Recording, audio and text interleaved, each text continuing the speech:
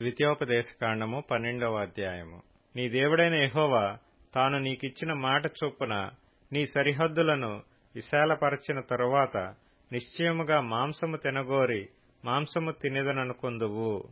అప్పుడు నీకిష్టమైన మాంసము తినవచ్చును.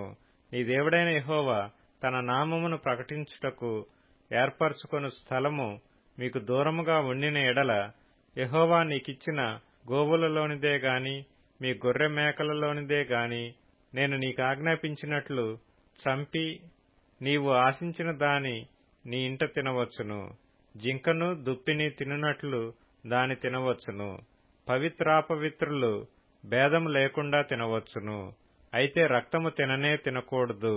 భద్రము సుమి, ఏలయనగా రక్తము ప్రాణము. మాంసముతో ప్రాణాధారమైన దాని తినకూడదు. నీవు దాని తినక భూమి మీద నీళ్ల వలె పారబోయవలెను. నీవు యెహోవా దృష్టికి యుక్తమైన దానిని చేసినందున నీకు నీ తరువాత నీ సంతతి వారికి మేలు కలుగునట్లు దాని తినకూడదు. నీకు నియమింపబడిన ప్రతిష్ఠితములను మ్రొక్కుబళ్లను మాత్రము యెహోవా ఏర్పరచుకొను స్థలమునకు నీవు తీసుకొని పోవలెను. నీ దహన బలులను వాటి రక్తమాంసములను నీ దేవుడైన యెహోవా బలిపీఠం మీద అర్పింపవలెను. నీ బలుల రక్తమును నీ దేవుడైన యెహోవా బలిపీఠం మీద పోయవలెను. వాటి మాంసము నీవు తినవలెను.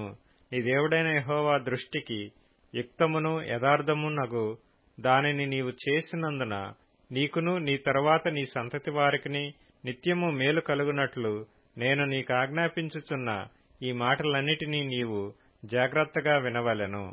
నీవు వారి దేశమును స్వాధీనపరచుకొనుటకు వెళ్ళుచున్న జనములను నీ దేవుడైన యెహోవా నీ ఎదుట నుండి నాశనము చేసిన తరువాత నీవు వారి స్వాస్థ్యమును స్వాధీనపరచుకొని వారి దేశములో నివసించున్నప్పుడు వారు నీ ఎదుట నుండి నశింపచేయబడిన తరువాత నీవు వారి వెంట వెళ్లి చిక్కుబడి వారి దేవతలను ఆశ్రయింపగోరి ఈ జనములు తమ దేవతలను కొలిచినట్లు నేనును చేసేదనని అనుకొనకుండా జాగ్రత్తగా ఉండవలెను.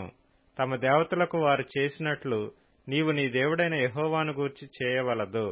ఏలయనగా యెహోవా ద్వేషించు ప్రతి హేయక్రియను వారు తమ దేవతలకు చేసిరి. వారు తమ దేవతల పేరట తమ కుమారులను తమ కుమార్తెలను అగ్నిహోత్రములో కాల్చివేయుదురు గదా. నేను మీకాజ్ఞాపించుచున్న ప్రతి మాటను అనుసరించి చేయవలెను. దానిలో నీవు ఏమీయూ కలపకూడదు, దానిలో నుండి ఏమీయూ తీసివేయకూడదు.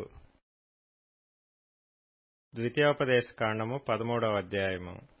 ప్రవక్తయే గాని కలలు కనువాడే గాని నీ మధ్య లేచి నీ ఎదుట సూచక క్రియనైనను మహత్కార్యమునైనను చేసి నీవు ఎరుగని ఇతర దేవతలను అనుసరించి పూజింతము రమ్మని చెప్పిన ఎడల అతడు నీతో చెప్పిన సూచక క్రియ గాని మహత్కార్యము గాని సంభవించినను ఆ ప్రవక్త మాటలను కలలు కనువాని మాటలను వినకూడదు. ఏలయనగా మీరు మీ దేవుడైన యెహోవాను మీ పూర్ణ హృదయముతోనూ మీ పూర్ణాత్మతోనూ ప్రేమించుచున్నారో లేదో తెలుసుకొనుటకు మీ దేవుడైన యెహోవా మిమ్మును పరీక్షించుచున్నాడు. మీరు మీ దేవుడైన యెహోవాకు లోబడి ఆయనకే భయపడి ఆయన ఆజ్ఞలను అనుసరించి ఆయన మాటలు విని ఆయనను సేవించి ఆయనను హత్తుకొని ఉండవలెను.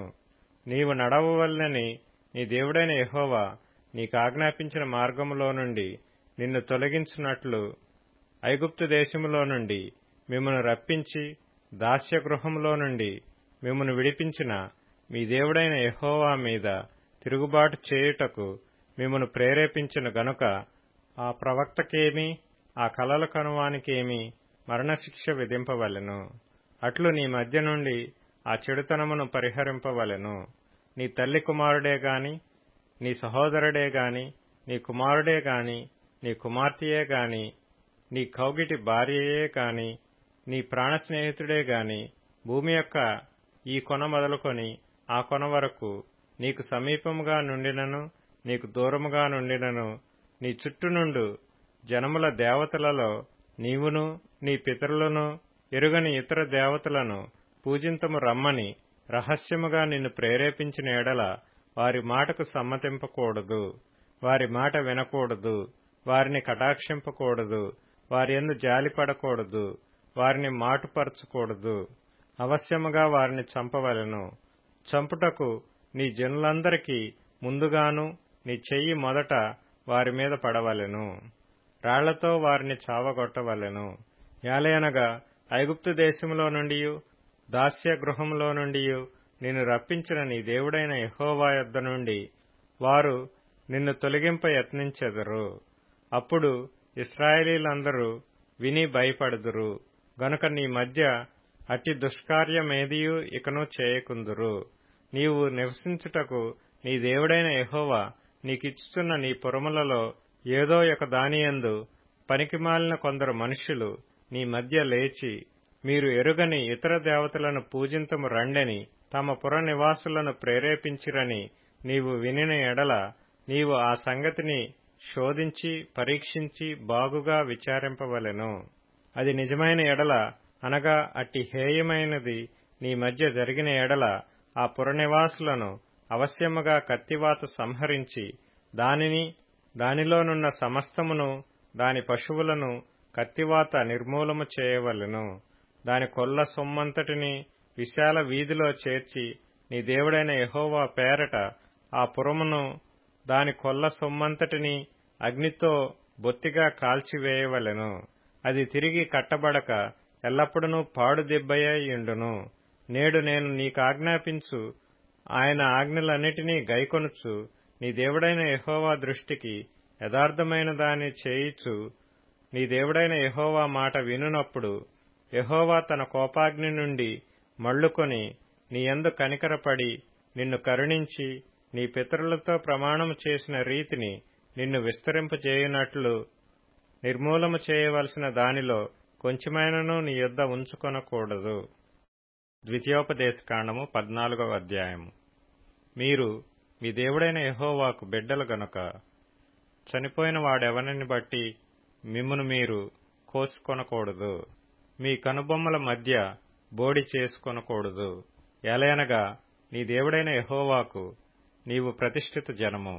మరియు యెహోవా భూమి మీదనున్న సమస్త జనములలో విశేషముగా తనకు స్వకీయ జనమగునట్లు నిన్ను ఏర్పరచుకొనెను. నీవు హేయమైనదేదియూ తినకూడదు. మీరు తినదగిన జంతువులు ఏవేవనగా ఎద్దు, గొర్రెపిల్ల, మేకపిల్ల, దుప్పి, ఎర్ర చిన్న జింక, దుప్పి, కారు మేక, కారు జింక, లేడి, కొండగొర్రె అనునవే. జంతువులలో 2 డెక్కలు గలదై నెమరువేయి జంతువును తినవచ్చును. నెమరువేయి వాటిలోనిదే కాని 2 డెక్కలు గల వాటిలోనిదే గాని నెమరువేసి ఒంటి డెక్క గల ఒంటె, కుందేలు, పొట్టి కుందేలు అను వాటిని తినకూడదు. అవి మీకు హేయములు. మరియు పంది 2 డెక్కలు గలదైనను నెమరువేయదు గనుక అది మీకు హేయము. వాటి మాంసము తినకూడదు. వాటి కళేబరములను ముట్టకూడదు. నీట నివసించు వాటన్నిటిలో మీరు వేటిని తినవచ్చుననగా రెక్కలు పొలుసులు గల వాటినన్నిటినీ తినవచ్చును. రెక్కలు పొలుసులు లేని దానిని మీరు తినకూడదు. అది మీకు హేయము. పవిత్రమైన ప్రతి పక్షిని మీరు తినవచ్చును. మీరు తినరానివి ఏవనగా పక్షిరాజు, పెద్ద బోరువ, క్రాంచు పక్షి, పిల్లిగద్ద, గద్ద, తెల్లగద్ద, ప్రతి విధమైన కాకి, నిప్పుకోడి, కపిరిగాడు, కోకిల, ప్రతి విధమైన డేగ, పైడికంటె, గుడ్లగూబ, హంస, గూడబాతు, తెల్లబందు, చెరువు కాకి, చీకుబాతు, సారసపక్షి, ప్రతి విధమైన సంకుబుడి కొంగ, కొంగ, కుకుడుగువ్వ, గబ్బిలము అనునవి. ఎగురు ప్రతి పురుగు మీకు హేయము. వాటిని తినకూడదు. ప్రతి విధమైన ప్రతి పక్షిని తినవచ్చును.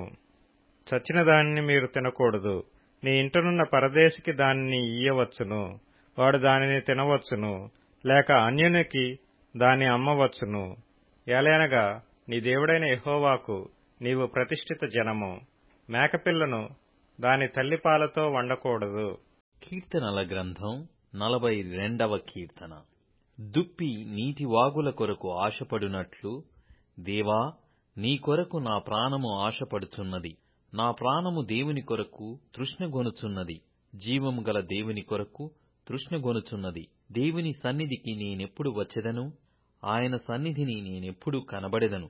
నీ దేవుడు ఏమాయనని వారు నిత్యము నాతో అనుచుండగా, రాత్రింబగళ్ళు నా కన్నీళ్లు నాకు అన్నపానములాయెను. జనసమూహముతో పండుగ చేయుచున్నను. సమూహముతో నేను వెళ్ళిన సంగతిని సంతోషము గలిగి స్తోత్రములు చెల్లించుచు, నేను దేవుని మందిరమునకు వారిని నడిపించిన సంగతిని జ్ఞాపకము చేసుకొనగా, నా ప్రాణము నాలో కరిగిపోవుచున్నది. నా ప్రాణమా, నీవు ఏల కృంగియున్నావు? నాలో నీవేల తొందరపడుచున్నావు? దేవుని యందు నిరీక్షణ యుంచుము. ఆయనే నా రక్షణకర్త అనియు నా దేవుడనియు చెప్పుకొనుచు ఇంకను నేను ఆయనను స్తుతించెదను. నా దేవా, నా ప్రాణము నాలో కృంగియున్నది. కావున యోర్దాను ప్రదేశము నుండియు, హెర్మోను పర్వతము నుండియు, మీసారు కొండ నుండియు నేను నిన్ను జ్ఞాపకము చేసుకొనుచున్నాను. నీ జల ప్రవాహ ధారల ధ్వని విని కరడు కరడును పిల్చుచున్నది. నీ అలలన్నీయు, నీ తరంగములన్నీయు నా మీదుగా పొర్లిపారియున్నవి. అయినను పగటివేళ యెహోవా తన కృపగలగ ఆజ్ఞాపించును. రాత్రివేళ ఆయనను గూర్చిన కీర్తనయు, నా జీవదాతయైన దేవుని గూర్చిన ప్రార్థనయు నాకు తోడుగా ఉండును. కావున నీవేల నన్ను మరచియున్నావు?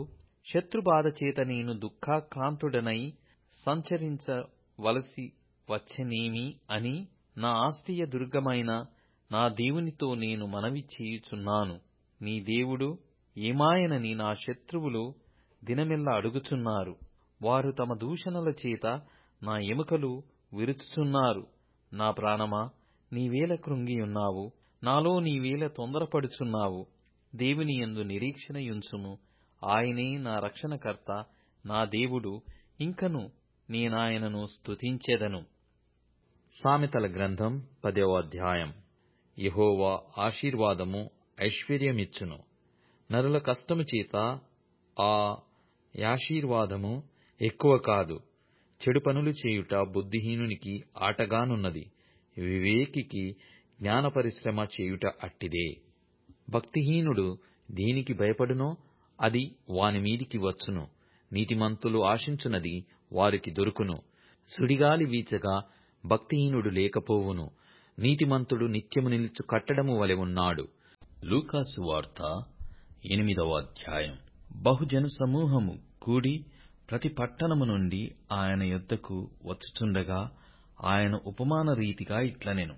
విత్తువాడు తన విత్తనములు విత్తుటకు బయలుదేరెను.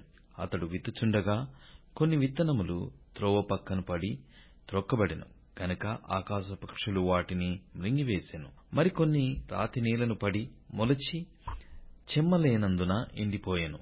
మరికొన్ని ముండ్ల పొదల నడుమ పడెను. ముండ్ల పొదలు వాటిలో మొలచి వాటినణచివేసెను. మరికొన్ని మంచి నేలను పడెను. అవి మొలచి నూరంతలుగా ఫలించెను అనెను. ఈ మాటలు పలుకుచు వినుటకు చెవులు గలవాడు వినుగాక అని బిగ్గరగా చెప్పెను. ఆయన శిష్యులు ఈ ఉపమాన భావమేమిటని ఆయనను అడుగగా, ఆయన దేవుని రాజ్య మర్మము లెరుగుట మీకు అనుగ్రహింపబడి ఉన్నది. ఇతరులైతే చూచియు చూడకయు వినియు గ్రహింపకయు ఉండునట్లు వారికి ఉపమాన రీతిగా బోధింపబడుచున్నవి. ఈ ఉపమాన భావమేమనగా, విత్తనము దేవుని వాక్యం. త్రోవ పక్క పడు నుండువారు వారు వినువారు గాని నమ్మి రక్షణ పొందకుండునట్లు అపవాది వచ్చి వారి హృదయములో నుండి వాక్యమెత్తుకొని పోవును. రాతి నేల నుండు వారెవరనగా, వినునప్పుడు వాక్యమును సంతోషంగా అంగీకరించువారు గాని వారికి వేరు లేనందున కొంచెం కాలము నమ్మి శోధన కాలమున తొలగిపోవుదురు. ముండ్ల పొదలో పడిన విత్తనమును పోలిన వారెవరనగా, విని కాలము గడిచిన కొలది ఈ జీవన సంబంధమైన విచారములు చేతను ధనభోగముల చేతను అణచివేయబడి పరిపక్వముగా ఫలింపని వారు. మంచి నేల నుండు విత్తనమును పోలిన వారెవరనగా, యోగ్యమైన మంచి మనస్సుతో వాక్యము విని దానిని అవలంబించి ఓపికతో ఫలించువారు. ఎవడునూ దీపము ముట్టించి పాత్రతో కప్పివేయడు, మంచము క్రింద పెట్టడు. కాని లోపలికి వచ్చువారికి వెలుగు అగుపడవలెనని దీపస్తంభము మీద దానిని పెట్టును. తేటపరచబడని రహస్యమేదియూ లేదు, తెలియజేయబడకయు బయలుపడకయు నుండు మరుగైనదేదియూ లేదు. కలిగిన వానికి ఇయ్యబడును, లేనివాని యొద్ద నుండి తనకు కలిగినదని అనుకొనున్నది కూడా తీసివేయబడును. గనుక మీరేలాగు వినుచున్నారో చూచుకొనుడి అని చెప్పెను. ఆయన తల్లియు సహోదరులను ఆయన యొద్దకు వచ్చి, జనులు గుంపుగా ఉండుట చేత ఆయన దగ్గరకు రాలేకపోయిరి. అప్పుడు నీ తల్లియు నీ సహోదరులు నిన్ను చూడగోరి వెలుపల నిలిచియున్నారని ఎవరో ఆయనకు తెలియజేసిరి.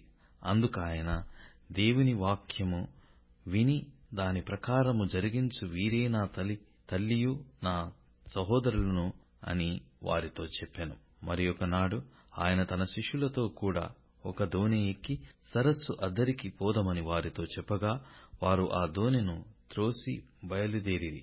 వారు వెలుచుండగా ఆయన నిద్రించెను.